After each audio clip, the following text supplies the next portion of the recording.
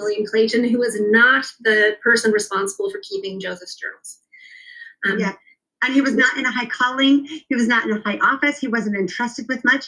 And people want to throw out James Whitehead, but we do have James Whitehead saying that there were problems with William Clayton, that he wasn't as well trusted. So, and even later on, Brigham Young and the later leaders did not elevate William Clayton. He was kind of a guy that was really unlikable, it seems to me, in general. People weren't terribly fond of William Clayton, and he wasn't elevated. So it's very strange that it's not terribly strange that he would put himself as Joseph's number one guy in his own journal, where he's centering himself and creating this version. It is very strange to think that Joseph would have hold William Clayton in this regard as the one confidant, where he talked about his problems with Emma and his pious doctrines, when he wasn't talking to Hiram about any of those things. Michelle, you don't know what Joseph Smith was talking about with Hiram, let alone what he wasn't talking about. You also can't say Clayton was not liked, as if that even matters. I know one person who liked William Clayton, Joseph Smith. This is a letter Joseph Smith personally wrote to Clayton on the 7th of October, 1842. 3 months prior to this, Clayton had taken over as Joseph Smith's personal secretary while Willard Richards was away from Nauvoo for several months. In this letter, Joseph Smith compared their relationship to that of David and Jonathan. Those familiar with this Old Testament story will recognize this as an ultimate expression of friendship. This is consistent with an entry Clayton made in his journal on the 27th of July, 1843, that Joseph Smith told him he would defend me to the utmost and stand by me through all. Polygamy deniers like Michelle Stone are well aware that their theory can't survive if Clayton's journals are authentic. Without evidence, they assert Clayton falsified his journals by later rewriting them so that he could add material about polygamy, especially Joseph Smith's practice of it. Here, Stone does her best to tarnish and demean Clayton so that he can appear like the scoundrel she needs to create fraudulent documents. It sounds like William Clayton had been one of these secretaries until 1843, when he was let go for theft. So James Whitehead was one of Joseph's secretaries, and this is the testimony he gave at the Temple Lot trial. This is his testimony. He said, remember, he was sworn under oath. William Clayton was Joseph Smith's private secretary in some parts of the business. He attended the outside business and did whatever he was directed to do. William Clayton was there in the office before I was, but was not there at all. Was not there all the time after I came. He was removed from his position as private secretary by Joseph Smith and the committee, the Temple Committee, about the time I was appointed, because there was something took place in connection with Clayton's work that gave dissatisfaction. There was some money disappeared, and he was blamed for it. And for that reason, he was removed from that office. That occurred in 1843 in the beginning of the year. Well, he was under oath, but that doesn't ensure that the 79-year-old Whitehead had a good memory of events that happened 50 years earlier. He was also a member of the RLDS Church, which officially denied Joseph Smith was a polygamist. Instead of fact-checking this late biased source, Stone uses Whitehead's statement to attack Clayton's credibility. Okay, do you get the timing? So James Whitehead, who we do know was Joseph's scribe at this time, in 1843, says William Clayton had been his scribe, but I came in and he was let go because he was accused of theft, of stealing. So right there is a pretty strong testimony that should call William Clayton's integrity into question. From that time on, he was only allowed to do the outdoor, like he could check on the properties and things, but he couldn't do any more scribe work for Joseph Smith or personal secretary work because he wasn't trustworthy. So note the timing. This is important. James Whitehead said that William Clayton was let go as Joseph's secretary at the beginning of 1843, January or February, the beginning of the year.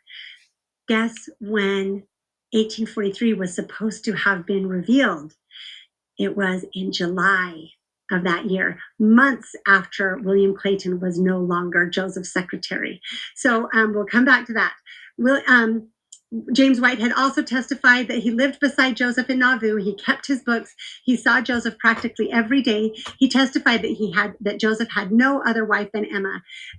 Okay, in Stone's world, Clayton, because he wasn't in the hierarchy, couldn't possibly have known Joseph Smith well enough for Joseph Smith to have shared with him his most sacred doctrine and his troubles with Emma. However, James Whitehead, who lived 300 feet from Smith and was not on personal terms with him, is totally credible when he testifies that Smith only had one wife. Got it. Stone believes Whitehead's testimony casts doubt on everything Clayton wrote about polygamy after early 1843, including his role as scribe for Section 132.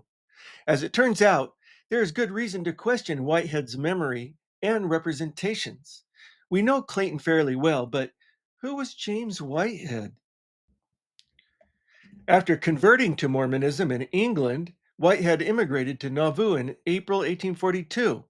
2 months later, he was hired to help Clayton in the temple recorder's office.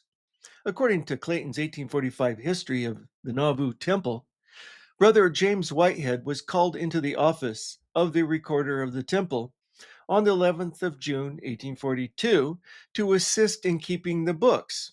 As Whitehead tells it in his 1892 testimony, he was more important than a clerk. You said in your examination in chief that you became or were the secretary of Joseph Smith.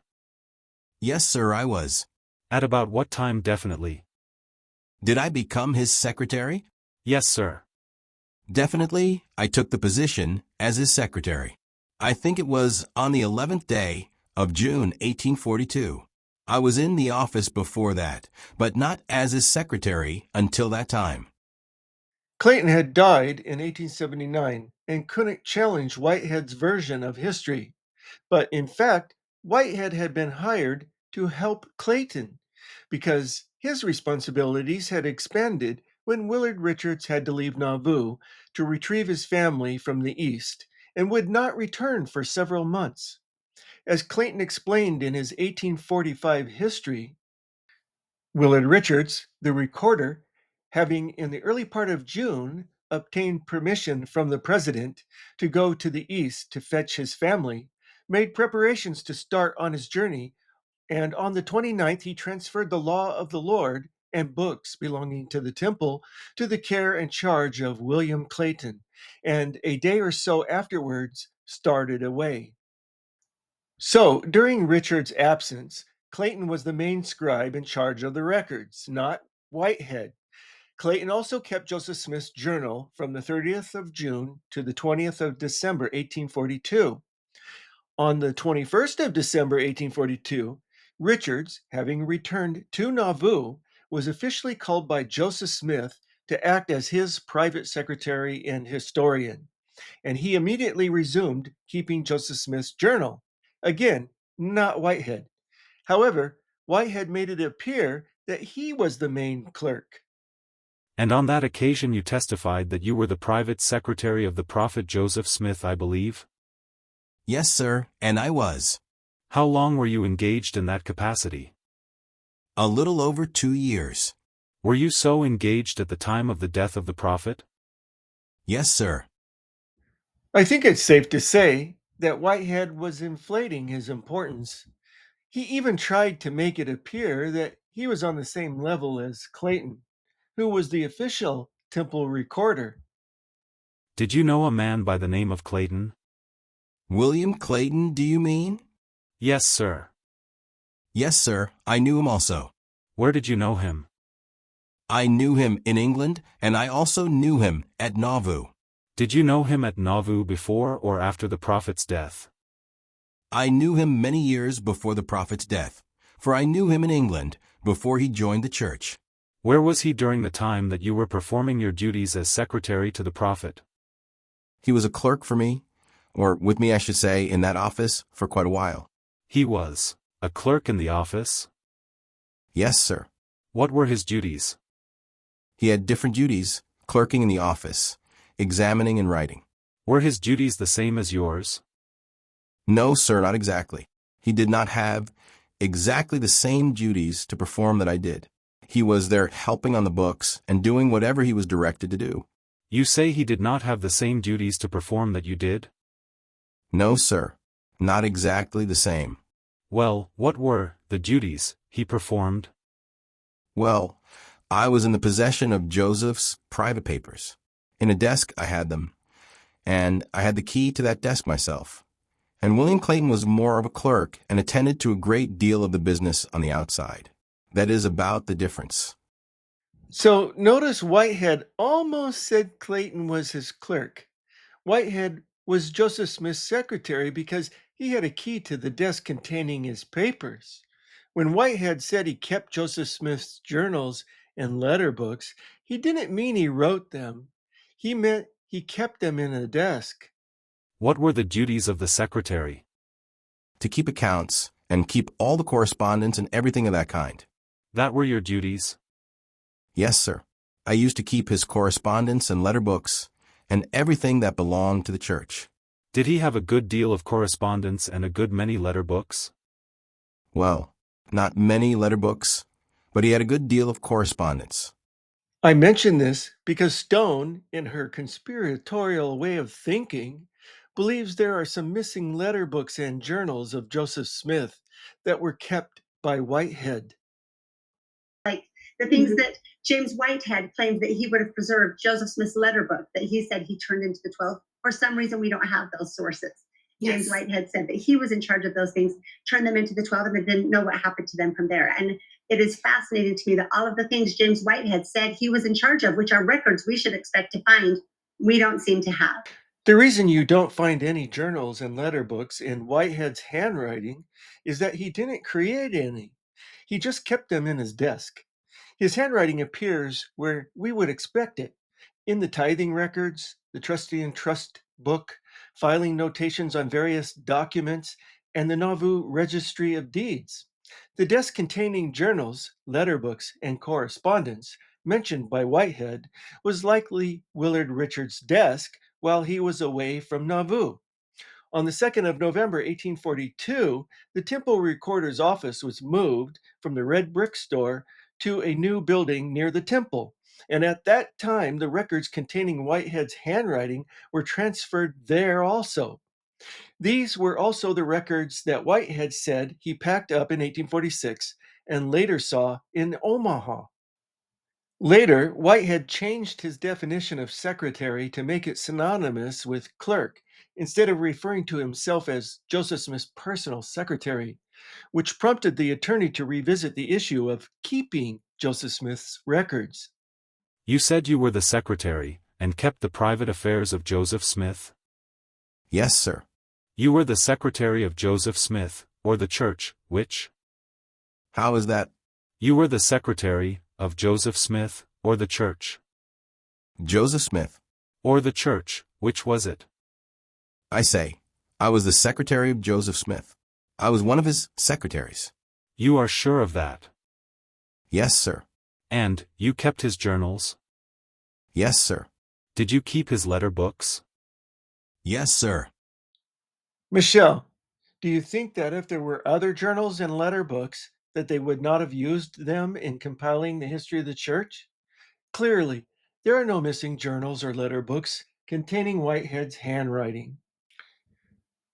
Now we get to the part that Stone referred to, where Clayton supposedly fell out of favor with Joseph Smith because of an alleged theft of temple funds and was replaced by Whitehead, which is not reflected in any other records. How long did William Clayton attend to any part of the business of the prophet? Well, he was there before I was, but he was not in that office all the time after I came there. There were some things that took place in connection with Clayton that gave dissatisfaction. There was money disappeared that was not accounted for, and for that reason he was removed from that office. But he did outside work and other work in another capacity, and I was put in charge of the office in his place. Then he was removed from his position as private secretary? Yes, sir. By whom was he removed? By Joseph Smith and the committee. What committee do you refer to? That was the Temple Committee. Well, do you remember the year in which that occurred? If you do, you can state it. Yes, sir. That occurred in 1843. Well, about what time in 1843 did that occur according to the best of your recollection? It was in 1843 in the beginning of the year. Well, not then. What was the nature of the other employment that he was engaged in? I mean that Clayton was engaged in. Why, it was going out and attending to business generally. There was a good deal of business done in regard to the lots and farms of the church. Well, what was the nature of that business? Well, the church would buy in property and sell it out again, and he attended to most of that business. I did not attend to that at all, and Clayton would look after that, sir. Well, was that after he had been removed by the prophet? Yes, sir. That was after he had been removed from the office of private secretary by the prophet, and from this other office by the prophet and temple committee. Whitehead's claim that he replaced Clayton as Joseph Smith's secretary in early 1843 can't be squared with Willard Richards becoming Joseph Smith's private secretary and historian on the 21st of December 1842. Contrary to Whitehead's claim that Clayton had fallen out of favor with Joseph Smith and the Temple Committee, there is no indication that Clayton had lost his position as temple recorder, which, according to church records, he continued to hold until 1846. Also noteworthy was his uninterrupted service as Nauvoo city treasurer during the same period. He was appointed to that office on the 9th of September 1842 by the city council, and on the 11th of February 1843, he was officially elected to that office, which doesn't seem likely if he had been accused of theft. The reality is that Clayton was the temple recorder and Whitehead was one of his clerks. This is how the Church History Library's online catalog describes the Nauvoo Temple Building Committee records. Entries were recorded by Elias Higbee, temple recorder William Clayton, and clerks James Whitehead, John McEwen, and Curtis E. Bolton. This communication appeared in the 15th of October 1844 issue of the Times and Seasons, signed by William Clayton, temple recorder. As late as 1845, Whitehead was identifying himself as a clerk. Here is a pay order endorsed on the 28th of April 1845 by James Whitehead, clerk. Here is another dated 13th of September 1845 by James Whitehead, clerk. There is one possible explanation, though, and it comes from an entry in Clayton's journal near the beginning of 1844 rather than 1843. On the 2nd of January, 1844, Clayton wrote, PM at President J's with W. Richards, made him a deed for 2 lots, and took his note for $500. But this did not please the president. He scolded. The reason for the scolding isn't clear, but it had something to do with the financial transaction. Whatever transpired, it didn't lead to Clayton's removal as temple recorder or Nauvoo city treasurer. Whitehead may have conflated this in his 50-year-old memory with the change in office structure following Richard's return. Shortly afterwards, Whitehead's responsibilities increased when Clayton's involvement in land sales took him away from the office. Regardless, there is nothing to substantiate Whitehead's accusation against Clayton. Consequently, Stone's use of Whitehead to cast doubt on Clayton's 1843 journal entries dealing with Joseph Smith's polygamy, especially his dictation of D&C 132 in July, is misguided. James Whitehead, who we do know was Joseph's scribe at this time in 1843, says William Clayton had been his scribe, but I came in and he was let go because he was accused of theft, of stealing. So right there is a pretty strong testimony that should call William Clayton's integrity into question. It's not as simple as you thought, huh, Michelle?